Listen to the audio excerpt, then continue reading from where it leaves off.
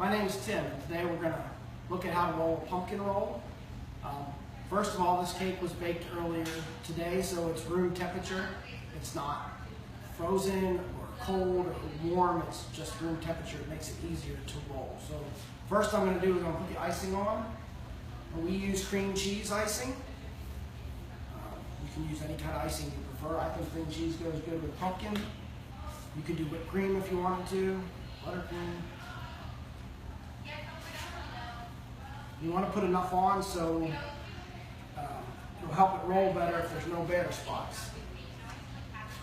And you can use, we put this down on a clean apron that we have here. You can use a dish towel or cheesecloth or even parchment paper.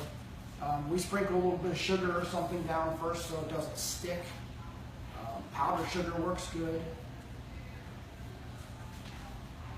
It'll help you roll it easier if it's on something, obviously, with something under it. So there we got all the spots covered up with just enough icing. You don't really see the cake very much. So then to roll it, it's a tricky part. And we do it in a big sheet, but if you do it on your cookie sheet, that's okay. Just make it long ways, and you're going to roll it the long ways of the cookie sheet. So I'm going to start by grabbing each corner and just start rolling the cake down like this. And once you get it, that first fold in, you just stretch out with your towel. Just roll it up like that.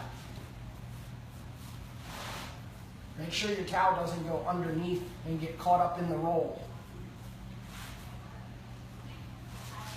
And that's all there is to it. And then you can take this and chill it, either in the freezer or the refrigerator, and let it get nice and cold. And then you can slice it any way you want, either whole logs or you can slice it up and serve it that way. Thanks for watching today.